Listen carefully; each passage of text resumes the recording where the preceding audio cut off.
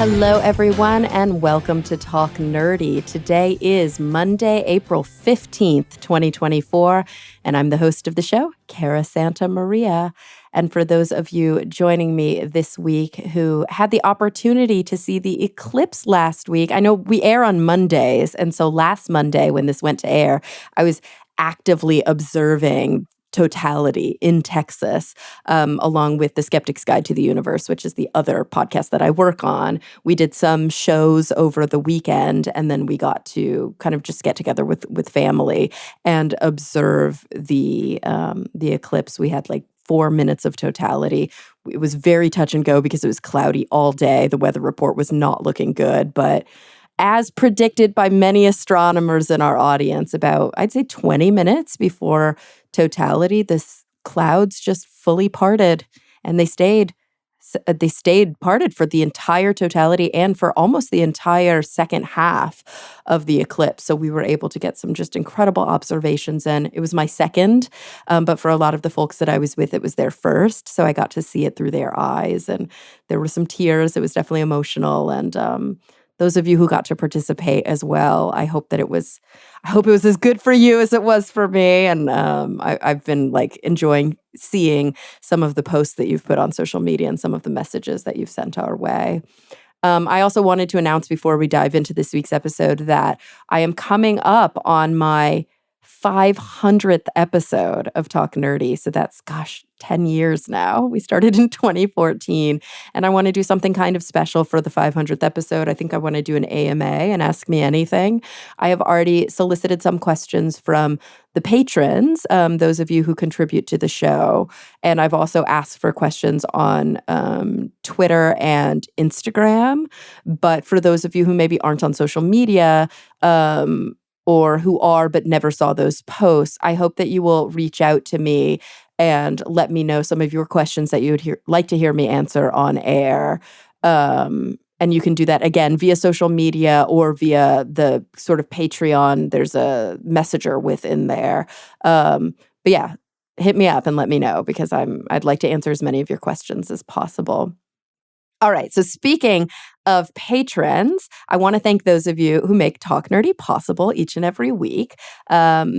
Remember, Talk Nerdy is and will always be 100% free to download as long as I can afford the time and capital to produce the show. And y'all are the ones who make that possible. So this week we have a new patron. Her name is Anu. I'm so sorry if I butcher your last name. I'm going to try it though. Anu Bharadvaj. Hopefully that's correct. And also some of our oldies but goodies: Daniel Lang, David J.E. Smith, Mary Neva, Brian Holden, David Compton, Gabrielle F. Jaramillo, Joe Wilkinson, Pasquale Gelati, Riva Keith, and Ulrika Hagman. Thank you all so, so much. You keep us going, and we're still going strong. So this week I have a really interesting interview for you. I had the opportunity to speak with Dr. Erin Zimmerman. She is an evolutionary biologist turned science writer and botanical illustrator. So her book is really cool because it also has illustrations within it. So she got her PhD in plant molecular systematics, and she has done a lot of really interesting research. She's published a bunch of articles in like botany, evolution, but she's also been able to illustrate different scientific research articles, which is very, very cool. And then she writes for a popular audience at different outlets like New York Magazine, the Huffington Post, Smithsonian Undark. And one of the topics that she explores quite often is the intersection of science and motherhood, which is an important theme in her debut book. It's called Unrooted: Botany, Motherhood, and the Fight to Save an Old Science. So without any further ado, here she is, Dr. Erin Zimmerman. Well, Erin, thank you so much for joining me today. Thanks for having me. So I'm excited to talk to you about your new book, Unrooted: Botany, Motherhood, and the Fight to Save an Old Science. So as I often do on Talk Nerdy, before we get into the science itself, I would love to talk. Well, this is, one of those books where it is a mix. It's a mix of the science and also the personal. And so I would love to talk about, sort of your academic path a little bit. You are a botanist, and I would love to talk about how you found botany, maybe first and foremost. What kind of led you into academia? Sure. I actually started out in my undergrad as a physics student, um, which Oh, so you were physics before biology. I was, yeah. Okay. My dad had been a physics major too, and he sort of conveyed that interest to me. But I will say that I was a very mediocre physics student.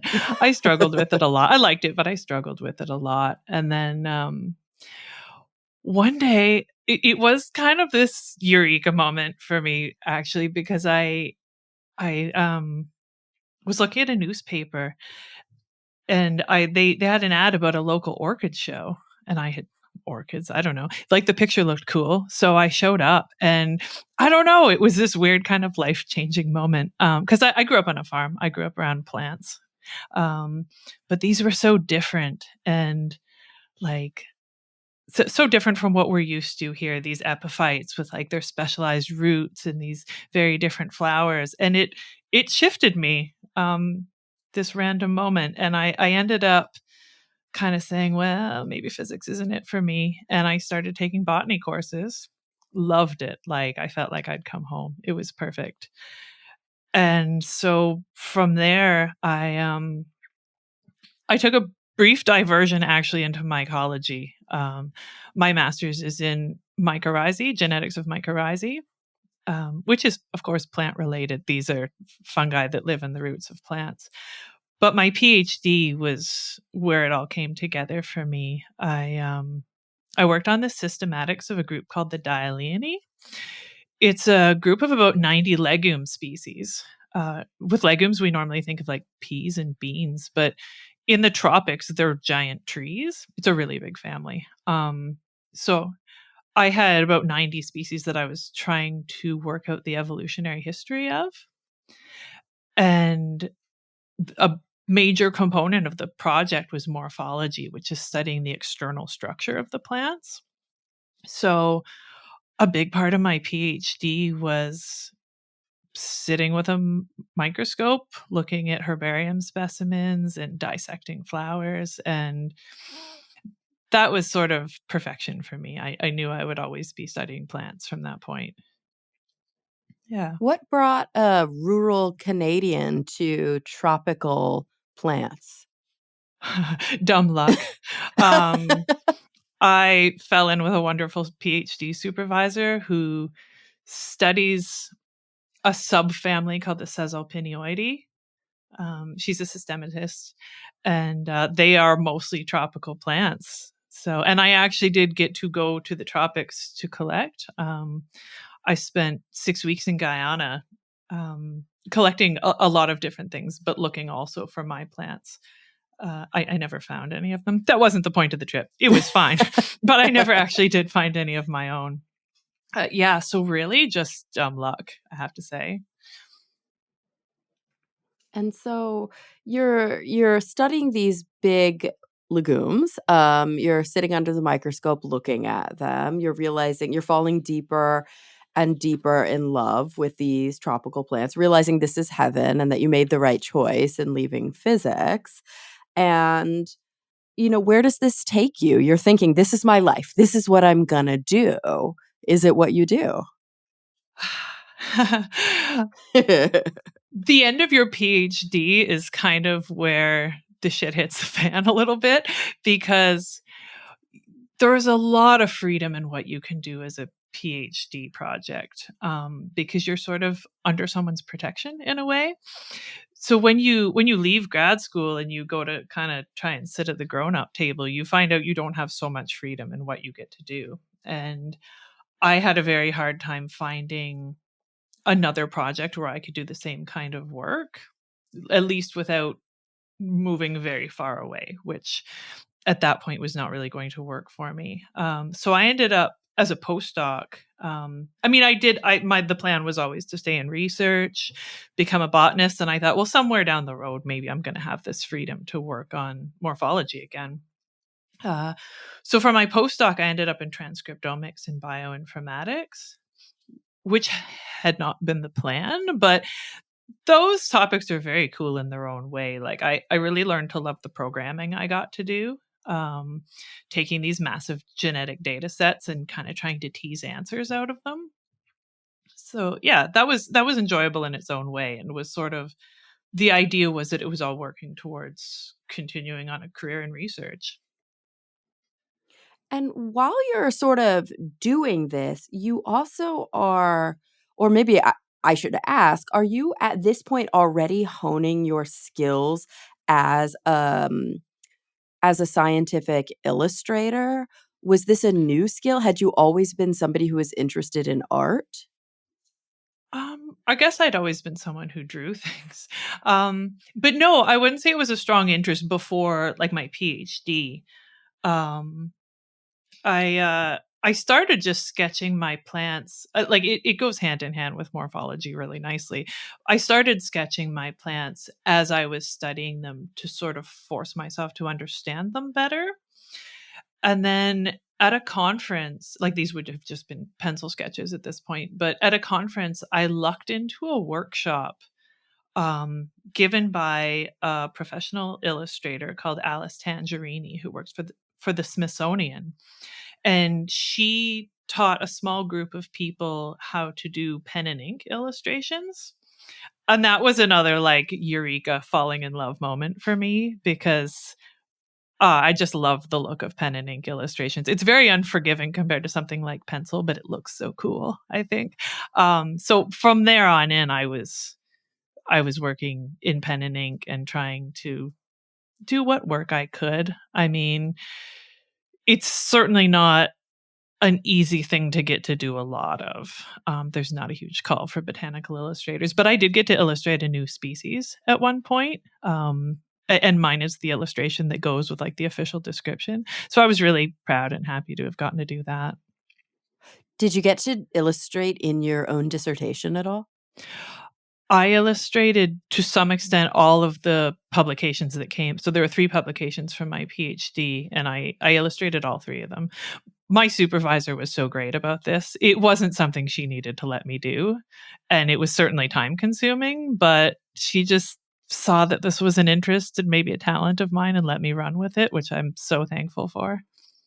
That's very cool. That's very cool. So obviously there are like a lot of different themes in your book. There are a lot of different themes to your life. And one of them you just subtly hit on. And I know I'm about to take a little bit of a left turn, but you mentioned your supervisor for your PhD. And for people who are listening, I think they're probably pretty aware of this at this point because I've talked about my own academic journey. I just recently earned my PhD literally like a few months ago. Thank you. I went back to school obviously like after a long career and kind of did a big career change. And so I think I've sort of helped diagram for people who maybe haven't been in academia or at least not in graduate school what that looks like, at least what it looked like for me. But everybody's journey is different and different fields have different academic norms. But basically you just mentioned your PhD advisor, your supervisor for your doctoral. We call it here in the States, usually, not always, but usually a doctoral dissertation. Did you call it a dissertation or a thesis in Canada? Yeah, okay. And often in the UK they call it a thesis also. But so for your PhD project, um, you had a supervisor or a PI or whatever you want to call it. Um, and you mentioned she was so supportive. And then you went on to postdoc and tell me what your experience was like when you were working on your doctorate versus after your doctorate, the postdoctoral. Sometimes it's called a fellowship, sometimes it's called a postdoctoral research appointment. Tell me a little bit about the difference between earning your doctorate and then the position that you had after you earned your doctorate. And maybe for the listeners who don't know a lot about that transitional period and what the academic appointment looks like, why you even have to do it. Right. Postdocs can be a bit of a holding tank um, for people who have finished their PhD but are trying to work their way into a permanent like faculty position.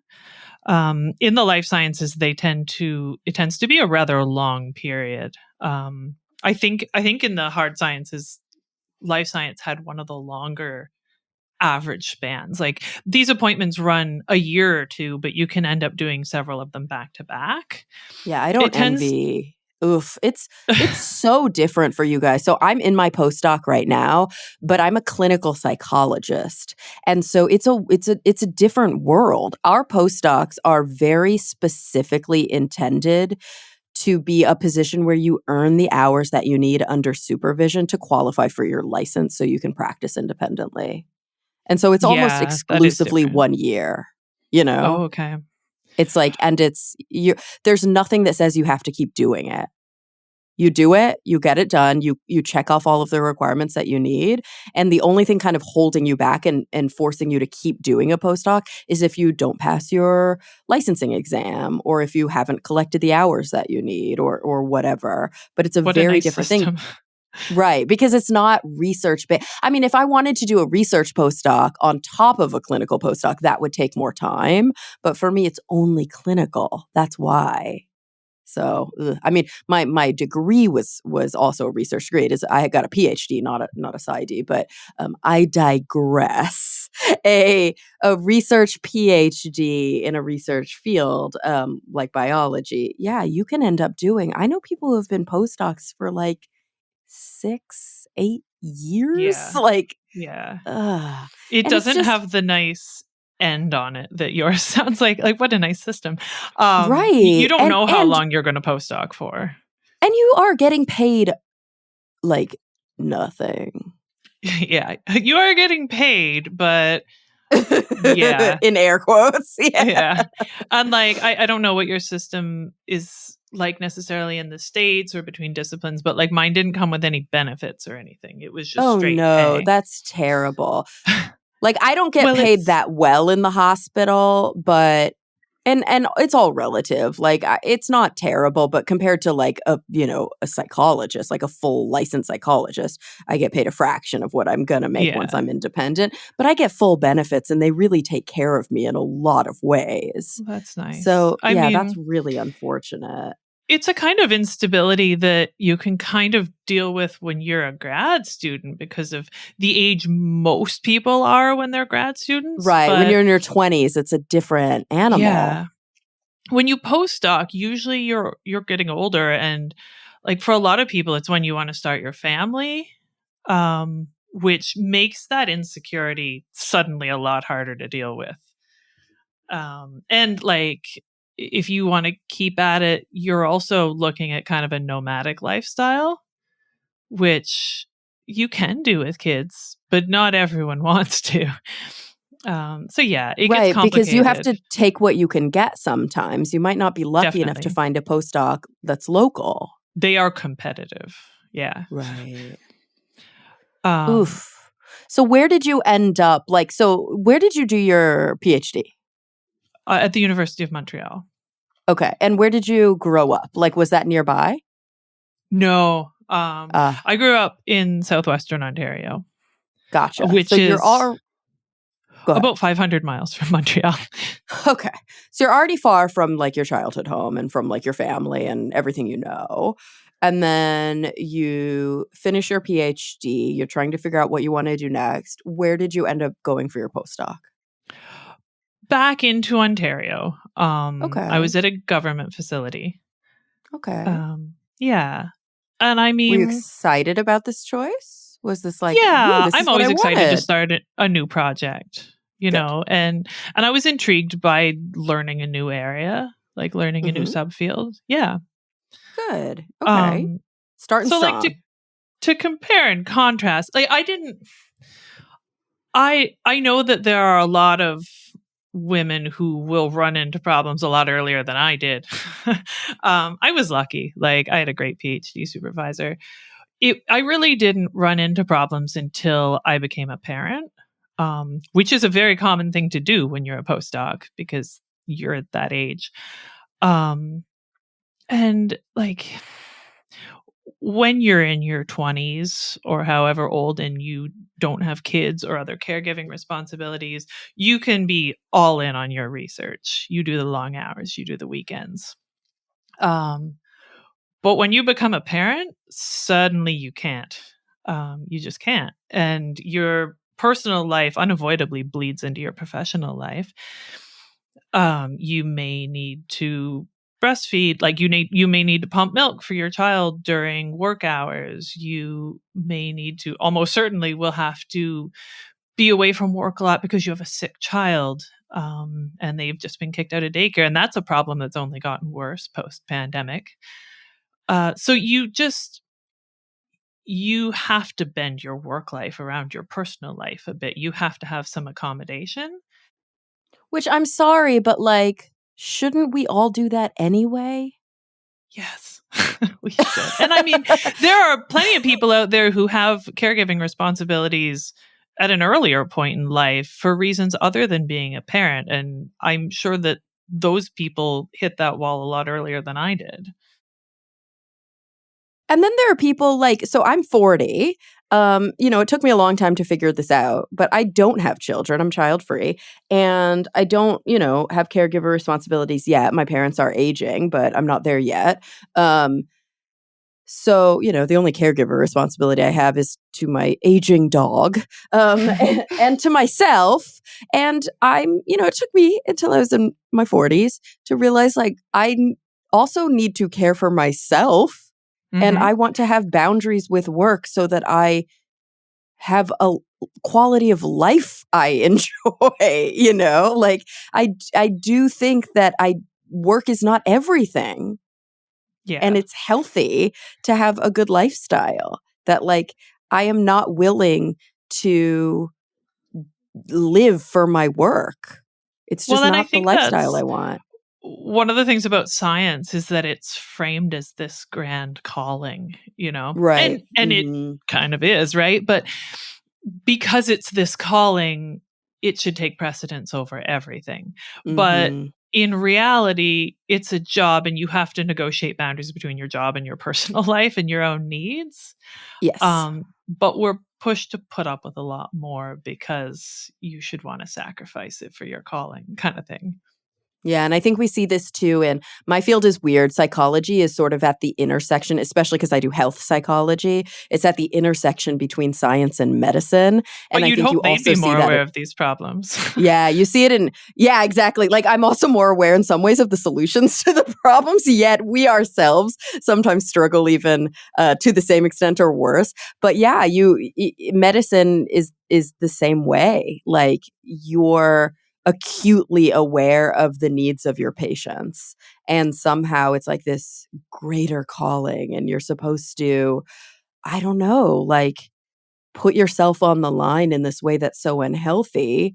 But then also, it's like, what do we know about triage? What do we know about trauma? I cannot spread myself so thin. I'm not going to be a good caretaker if I myself am not cared for. How am I going to be effective for my patients if I am like a zombie? If I'm the walking dead, I will not be able to care for my patients. And this is where Like I we found we know myself, this. like, Yeah, I felt like exactly. I was failing at everything in that Right. at Ugh, that period. Like, I it's so wasn't sad. I wasn't the parent I wanted to be because I was exhausted Mhm. from trying to put in these long hours, and I wasn't the researcher I wanted to be because, well, having a baby is hard and you don't sleep much, and I was also just stressed all the time that I was screwing it all up because there isn't that kind of reassurance that, yeah, you know what, it's normal that you have to take these days or like bend your research around your pumping schedule a little bit. Yeah.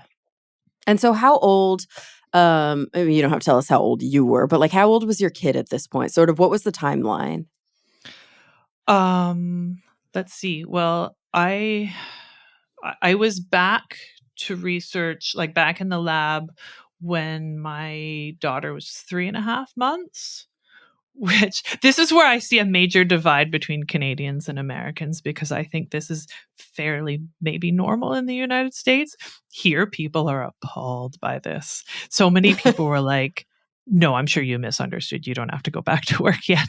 But I actually did. I got 4 months of leave, but she was born a couple weeks late, so she was 3.5 months old when Okay. I So went wait, they back. gave you 4 months of leave. This is amazing. Talk to me more.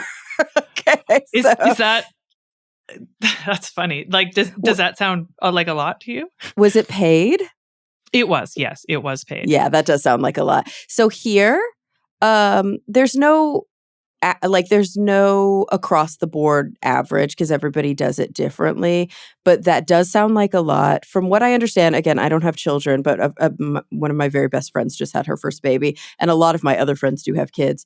It's not uncommon for women to have to take, no lie, disability leave. That Yeah, that's terrible. I Like know. They have to here, take medical leave once they have a kid if they want to extend, like, we just don't maternity leave is very, very short, and if they want if they get it at all, and if they want more, it's disability leave. that breaks my heart. Like, I that know. must put so many parents in difficult situations. Like, Yeah. here the norm is 12 to 18 months. What? And yeah, well, yeah, the 18 is new. I think how it works is that, like, you're covered by unemployment insurance for the 12, but you can stretch like the same amount of money out over 18 months if you Oh, I want to. see. Okay, that's But you interesting. get that Okay. 18 months. If you want it, you get it. Except if you're a postdoc, and I mean, I was working for the government, so you'd think I'd get that. But they kind of, you're a bit creatively categorized. Um, and and it's very inconsistent because, like, I think university postdocs under a similar program to mine were getting 6 months. I got 4, and it was paid, which is great, but like, they told me it was 4 months, and I was like, are you joking? 4 months. But you do it because you have to. Mhm. I am Yeah. so sorry, American parents. Like, Yeah. that must be awful. It's the thing. Yeah. It's pretty incredible. And men are even well, don't get me started on that, but yeah, I think it's rare for men to get paternity leave at all. Mm. Yeah. My husband is self-employed, so yeah, I mean, like with our second child, he was home for like the weekend.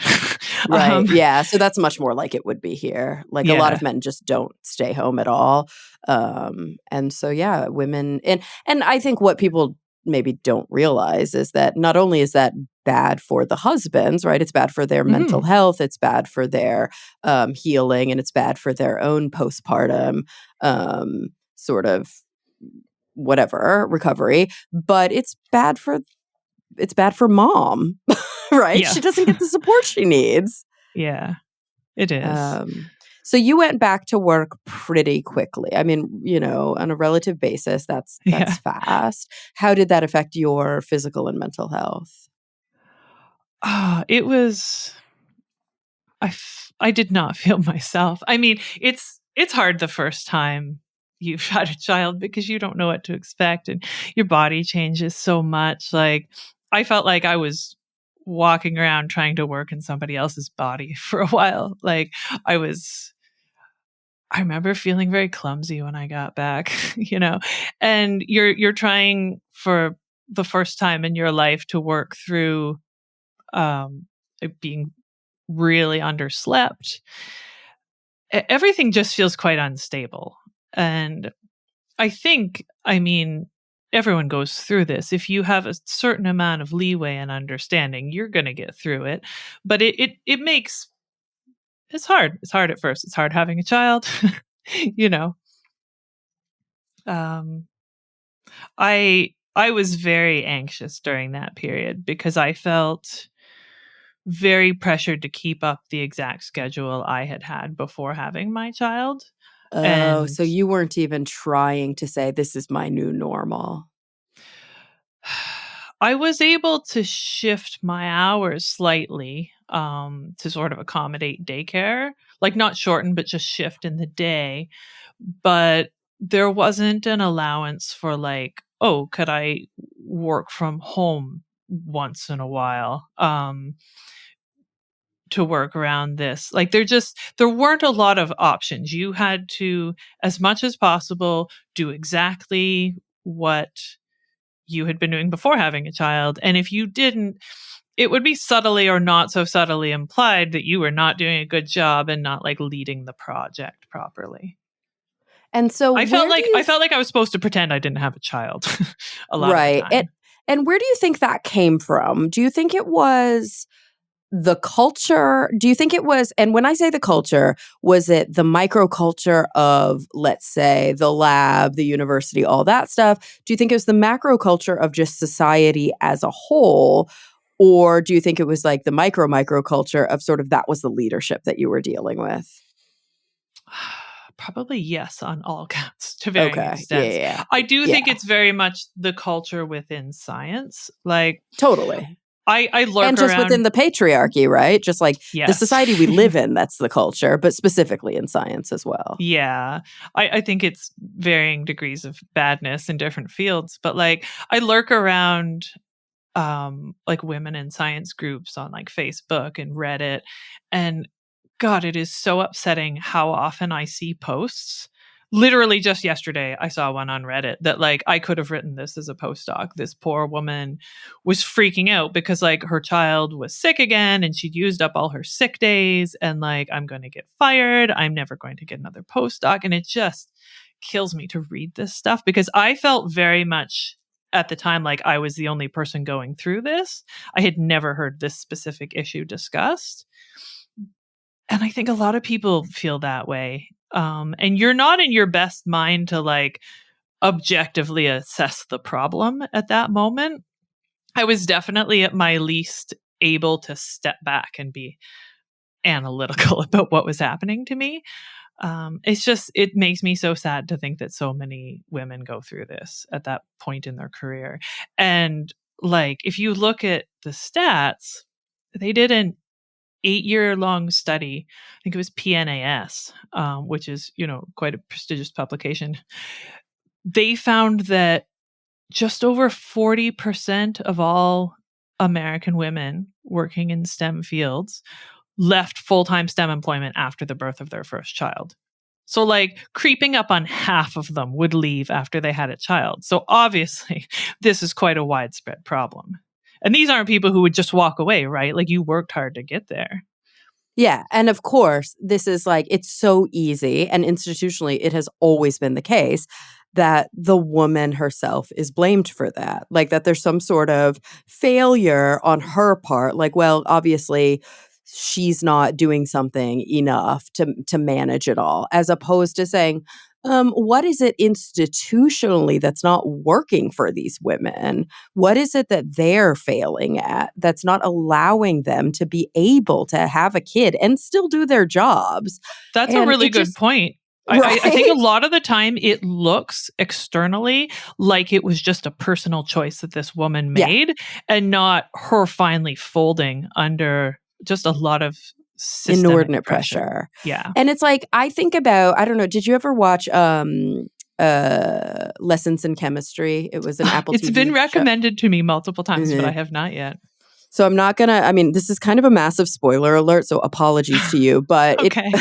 also for a lot of the listeners, it's been on the air for a while now. So I'm like, I don't feel too bad. It didn't just come out. There's a scene after and don't get me wrong, this is a chemist who's working in a lab, but this is also like the 60s, I think. So she's, totally disrespected. She's a woman, so, and she never earned her PhD, so nobody cares. She's a lab tech. Nobody treats her like she has any qualifications at all. And she is shacking up at this point with, and I say that intentionally because they're not married, and that is a huge plot point, with, the premier chemist on the lab who has all the good grants. And she gets pregnant. Anyway, they fire her. And she's like, would you fire him for this same issue? And they're like, well, you're the one who screwed up. And she's like, Ugh. what do you mean? Like, we both, and they're like, yeah, but you got pregnant. Like, if they just can't, the men are like, cannot comprehend. They're like, Great you're the reasoning. one that got pregnant. And it's like, he can't get pregnant. Like, it's so insane. Like, she's just like flabbergasted. Yeah. Yeah, it's just the double standards. They've done research on like what having children statistically does to a woman's chance at getting tenure versus what it does to a man. Oh, it improves men. It right? improves it. Yeah. It actually makes them more like, I don't know, they look more stable, I guess, but it certainly doesn't work that way for the mothers. I found that appalling.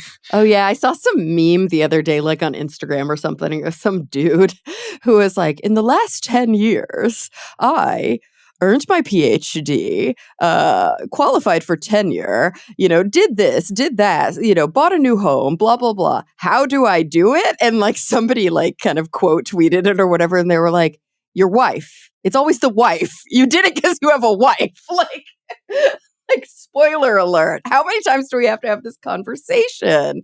And that's what it is, really. And you never see the alternative version of that.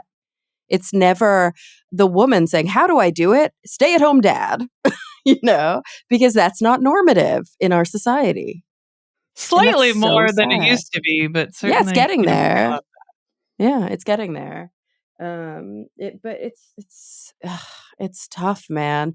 And so you ultimately, again, spoiler alert, ultimately end up I don't want to use this terminology because I think it's fucked and I don't think it's right because it's not a casualty, but you end up a statistic in the leaky pipeline, right? Like your life is your life and it's a beautiful life and you made decisions and choices that you had to make and that you chose to make. And listen, we're talking about this new gorgeous book that is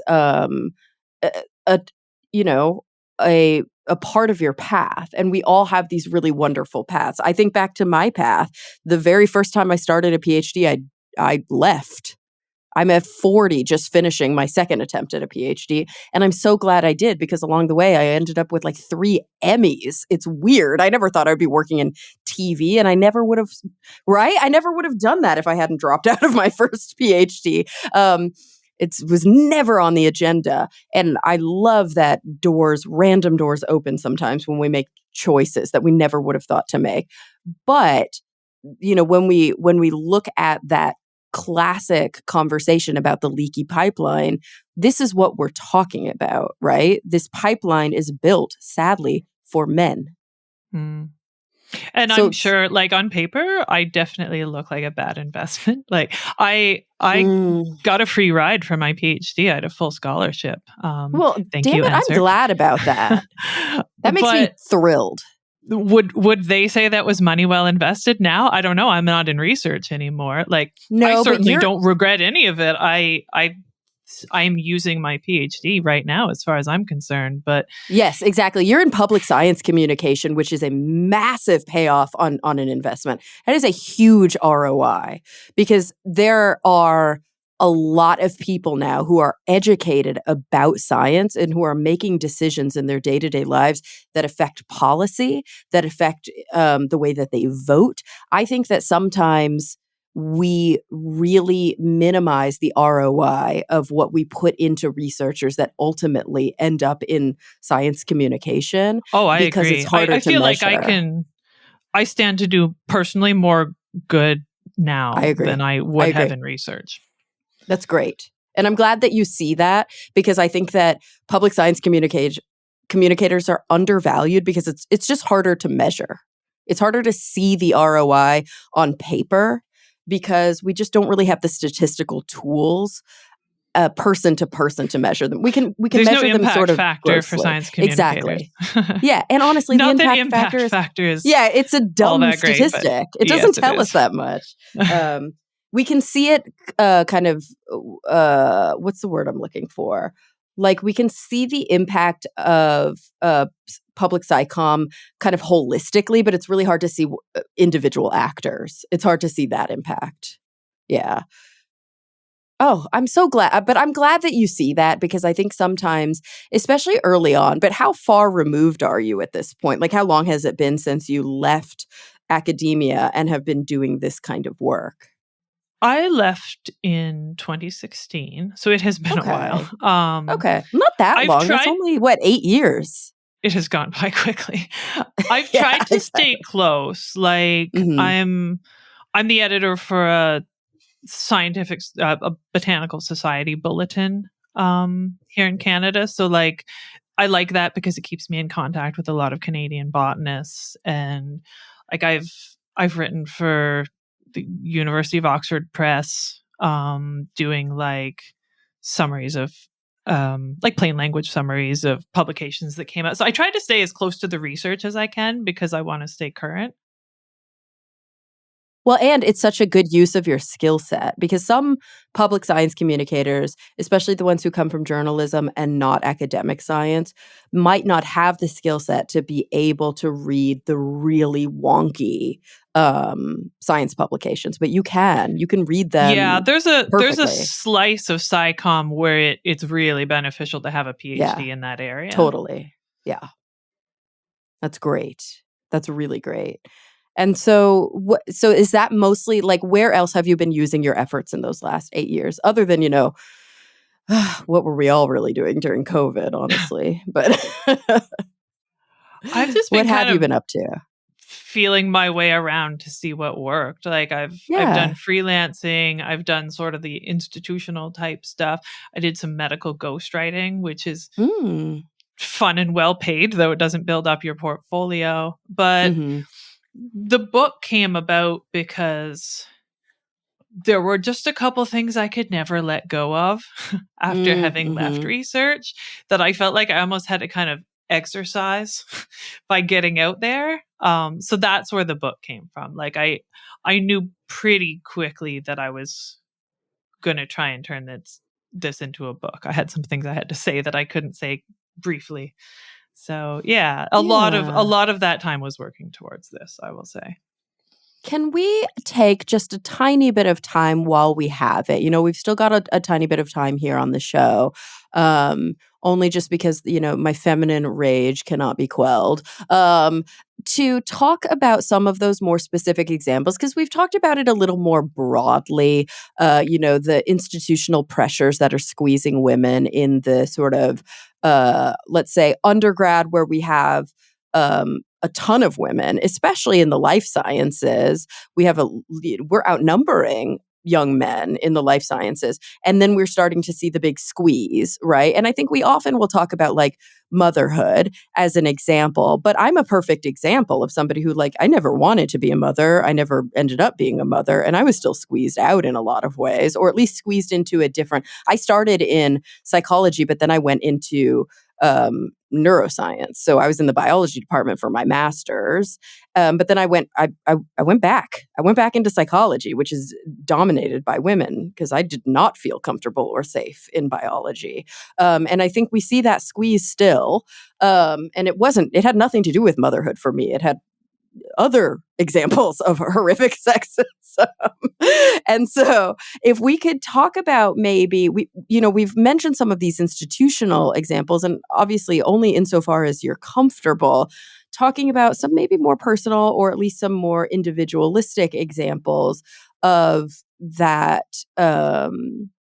sexism that you experienced in academia, for individuals who have never stepped foot in academia, maybe who think, oh, that's old hat. That only happened in the 60s. Like, that's not things that my daughter is going to experience when she goes to university in a few years. I want people to know what it's like sometimes behind, in those hallowed walls. Like, I know it's 2024, but it's still like this. Yeah, I mean, like I said, I was kind of lucky in that I experienced this very late and very closely tied to parenthood. But yeah, certainly sexism is alive and well. Um, And when we, like you said, like at the undergrad level in the life sciences, it's heavily female. Male students are outnumbered by female students. But the higher you go in the hierarchy, the fewer and fewer women there are until like they're at the professorial level, it's mostly male. Um, and they've And also also like at shown, the sorry to interject, but at the what do you call it? Like at the professorial level, but then at the sort of oh, what's the word I'm looking for? Like the admin level.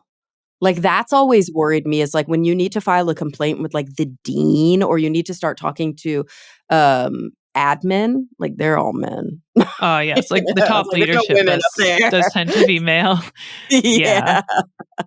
And they found that I want to make sure I'm stating this correctly, but like the more successful a male PI becomes in his career, the further he advances, the less likely he is to train women Oh, statistically. fun. Yeah, Love and that one that was for hard to us. swallow because that seems conscious. Like that's Right. not even like, yeah, I don't know. That's really unfortunate.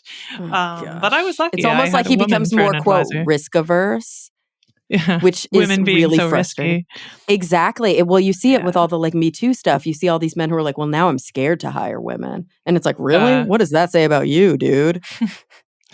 and I Anyway. mean, there's all the usual stuff of like being talked over or just not necessarily having your expertise taken seriously. There's a real, I mean, maybe this is a couple years back now, like this move on Twitter to like use your title if you have one, because men have this privilege of going, oh, you don't have to call me Dr. So and so, but they're awarded that by default, whereas Oh, women yeah. kind of get first named by default and look like assholes when they go, you can call me Dr. So and so, actually. Oh, yeah. That's sort of like casual, almost subconscious stuff, but it's alive and well.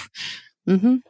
Absolutely. I struggle with that in the hospital and I push for it Do heavily. you get first named a lot because you're a Mhm. woman? Also, even just Yeah. my I mean, I'm probably shouldn't be saying this on air, but yeah, my badge, they printed my badge without my title on it. Oh, And I'm having to fight with HR to fix it. Like my boss is having to fight for me with HR.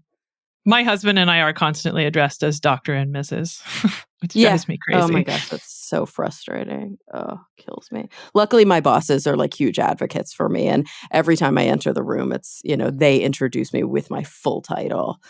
And The it's right just, leadership makes all the difference. yeah, 100%. 100% it does.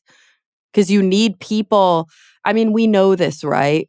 We need people that within society, like in a sexist society, if people are already respecting the men more, the men have to advocate for the women in the room. We know this. Ugh, so frustrating. Oh, Erin.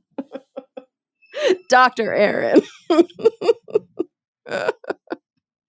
So talk to me about when you sat down to start writing this book. What were what were your hopes and dreams? Like, I know that there's always the component of catharsis, especially when we're telling our own story that says, this is therapeutic for me. This has been inside me. I need to get this out of me because there is something about healing in telling this story. But also, there is the component of people. I hope that this validates for other people that they are not alone, that their experiences are normative. And then maybe is there another component of like young women that's, you can do this too? Like, I see you, I hear you. Like, what are you hoping that people who read this walk away, you know, from it? Yeah. I mean, I started out writing just a book about natural history research, because that is kind of the other like axe I'm grinding in this book is like observational natural history based research is really important. But then like I had this experience and saw that saw that other people were having the same problems upon becoming parents in science. And I thought, I have to include this. Like, I can't stand the thought of other people feeling like they're alone going through this. And I see it so much, like I said, on social media and whatnot. So then it became a process of kind of trying to tie these two topics together. And it's sort of my experience is what ties the two together, I suppose, is sort of the backbone of the book. Yeah. Yeah. Yeah. Yeah. And how has it been for you? Have you had has it been cathartic? Has it been Yes, it has. good? Has there been any Um, sort of unexpected trauma of having gone through this, or has it only really been like a weight off your shoulders? Initially, I really struggled with it because Mhm. it's like you leave and very quickly you have a gap in your publication record, and very quickly that gap becomes insurmountable. Um, you will never measure up against people who don't have that gap, which is another big issue for mothers who sometimes will take time. I mean, I just left, but some people will take time to raise their kids and then want to go back. And Ugh, now they've got this yeah, gap in their that's really publication hard. record. So I kept having this like almost panicky knee jerk reaction sometimes of like, I have done the wrong thing. I have to go back like now before this gap gets too big. Or just like seeing acquaintances post about like successes in their own careers and feeling like, what have I done? Did I leave too easily? Because this is something I try to explain in the book. There was no big dramatic incident for me. There are definitely women who have big dramatic incidents and leave, but for me, it was just like a death by a thousand cuts. And I think that's actually the more common experience of just like the weight eventually Yeah. gets to be I too think so much. too. Yeah. And I was very down on myself for a long time about that. And just Yeah. felt very sad when I heard people talking about research. And I think this book was what finally allowed me to set that aside. I do not any longer feel sad about having left because I can see potentially what good I can do this way. And I just really do love writing. So yeah, no, this book as a therapeutic exercise for myself was quite successful. Oh, I'm so glad. And I think that we all need that in our lives. And, many of us are, I don't want to say we're not lucky enough because lucky is not quite the right word, but like many of us who have those therapeutic exercises, they live in our, bedside drawer. And so how cool that yours gets to have this like great public audience that we get to be talking about it on the show right now and that people get to be listening to this conversation and it gets to touch their lives. Like, I what an do feel really incredible lucky that I thing. got to do this. Yeah. Oh, it's so incredible and just such a gift for us, a gift for you, and just like a gift for the world. And I'm Oh, just, thank you. I'm really grateful that you're sharing it with us today. I hope it can reach the right people. I have had one reviewer reach out who is a woman who left science for similar reasons and say that she found this very relatable, and it meant so much to me to hear that because like you can't write a book and aim it at a readership of disenfranchised women who have left science because that's a very small readership. And I think the book has much broader messages, but for the subset of readers who are in that situation, it is wonderful to hear that maybe somebody found something to relate to. Yeah. Absolutely. And along that note, before we do wrap up, one of the things that I don't think we really did talk about enough that I would love to touch on is this passion and this love that you have and continue to have for botany, for natural history, and this infectious sort of um what's the word I'm kind of looking for? This like evangelism that you continue to have in your book. And so a big part of the messaging is do this. If you love this, do this. Be inspired in whatever way you want to do it too, because you don't have to do it in the traditional academic way. You can, and there is space for you. There's space for everybody, and there is a way to forge a path, but there's so many non-traditional ways to do it as well. Science has a tendency to make people feel like they're not able to be involved if they're not specialists in a topic. At one point, historically, I kind of explored that was intentional. I don't think it's necessarily intentional now, but I think there are a lot of people who care but don't know how to be involved. So the big take home message for the book was you can be involved. Anybody can be involved. Here are some of the ways you can potentially do that, because plant species loss is such a gargantuan problem, much more so than I think people commonly realize. Yeah. Yeah. Oh, I love that so much. So there really is something for everybody, because everybody lives on this planet and everybody is living in harmony with these organisms that we depend on for our health and our happiness. And even if we're not, I mean, we are depending on them for our health and our happiness, but even beyond depending on them for us in a selfish way, they are fundamentally important in and of themselves, even divorced from us.